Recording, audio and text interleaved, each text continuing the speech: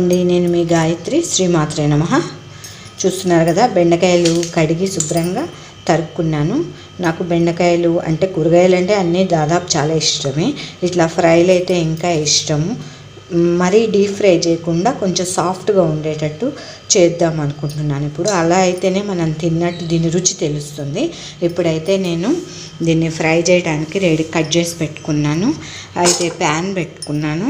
మనం దీంట్లో తగినంత ఆయిల్ వేసుకుందాము. బెండకాయలు జిగురు బాగా ఉంటాయి కదండి. అయితే ఇట్లా ఇప్పుడు నేను చూపించేటట్టు చేసుకోండి. ఎవరైనా జిగురు ఉంటాయి అనుకున్న వాళ్ళు చక్కగా దీన్ని ఎట్లా చేసుకోవాలో మీకు తెలుస్తుంది. ఇప్పుడైతే నేను ఆయిల్ వేసుకున్నా కదండి, కొంచెం వేడవనిద్దాము. పోపు అవన్నీ ఏం వేయట్లేదు. ఫస్ట్ దీంట్లో కొన్ని పల్లీలు వేసుకుంటున్నాము. మధ్య మధ్యలో పంట కింద నములుతూ ఉంటే అది సాఫ్ట్గా ఉంటుంది కదండి బెండకాయ. నమిలేటప్పుడు ఇది క్రంచీగా ఉండటానికి కొన్ని పల్లీలు వేసుకున్నాను. సిమ్ కంట కొద్దిగానే ఫ్లేమ్ పెట్టుకున్నాను. ఎందుకంటే నిదానంగా ఉడికితేనే దీంట్లో బెండకాయలో జిగురంతా పోయి చక్కగా విడివిడిగా అవుతాయి. కొంచెం చిటపటలాడితే బాగుంటాయండి. అప్పుడు వేగినట్టు తెలుస్తుంది. వేగితేనే చిటపట్లాడతాయి. ఇప్పుడు బెండకాయ ముక్కలన్నీ వేసేస్తున్నాను.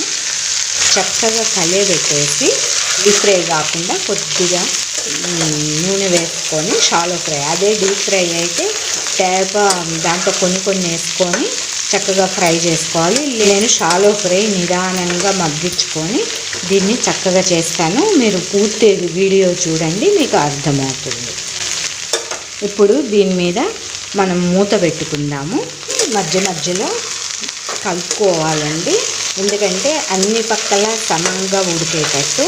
ఇవి చిన్నగా మగ్గుతాయండి. ఇంకా ఇప్పుడు నేను అప్పుడు ప్యాన్ వేడి కావడానికి కొద్దిగా ఫ్లేమ్ పెట్టాను.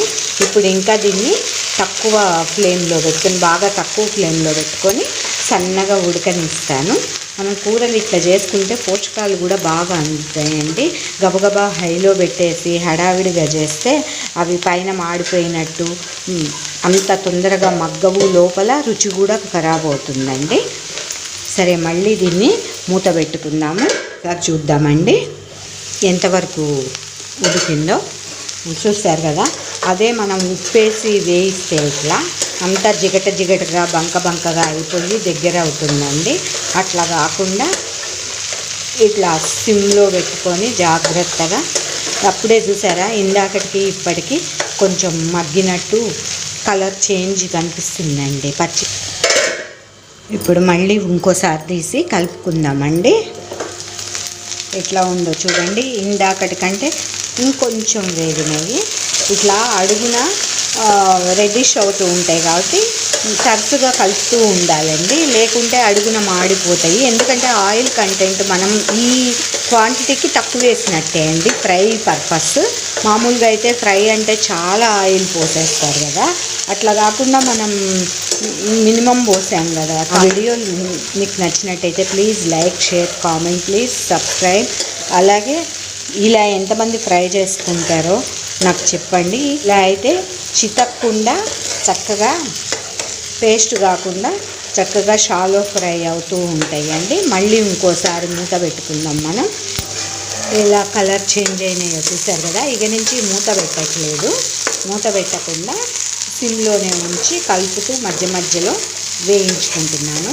హడావిడి ఉన్నవాళ్ళు, అర్జెంటుగా ఫ్రై కావాలనుకున్న వాళ్ళు డీప్ ఫ్రై చేయొచ్చు. లేకుంటే మామూలుగా నిదానంగా టైం ఉందనుకున్న వాళ్ళు ఇలా చేసుకుంటే సరిపోతుంది. పూర్తిగా అక్కడక్కడ తెల్లగా ఉన్నవి కూడా మొత్తం కొంచెం కలర్ చేంజ్ అయ్యేదాకా ఫ్రై చేద్దాము. దాదాపు దగ్గర పడ్డదండి.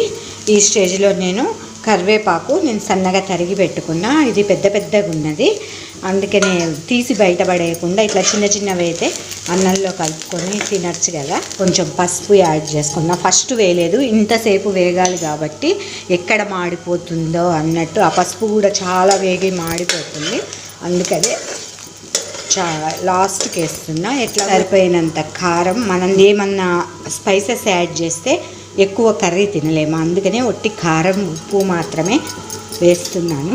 ఇప్పుడు అంతా కలిపి ఒక 30 సెకండ్స్ ఉంటే చాలండి. బాగా మాడిపోయేటట్లు చేసుకోక్కర్లేదు. చూసారు కదా, తక్కువ ఆయిల్తో కొంచెం టైం పెడితే ఎంతో మంచి ఫ్రై రెడీ చేసుకోవచ్చండి. వీడియో పూర్తిగా చూసిన వాళ్ళు నాకు ఒక లైక్ వేయండి, ఒక కామెంట్ పెట్టండి. ఎంతమంది చూస్తున్నారో నాకు అర్థమవుతుంది. ఇది 4-5 డేస్ అయినా ఉంటుందండి. చక్కగా అప్పటికప్పుడే తినాలని లేదు, అందుకనే నేను చాలా బెండకాయలు ఉన్నాయని ఇట్లా చేశాను. ఎట్లాగో 2-3 కూరలు కనీసం 2 అయినా రోజు చేస్తాం కాబట్టి ఒక్కొక్కసారి మనకి ఖర్చు కాదు. చాలా బెండకాయలు ఉన్నప్పుడు ఇట్లా చేసి పెట్టుకుంటే 2-3 డేస్ అయినా మనం సైడ్కి ఏ పప్పు లాంటివో సాంబార్ లాంటివో చేసుకున్నా నంచుకోవడానికి కూడా ఉంటుంది, రైస్లో కూడా తినచ్చు.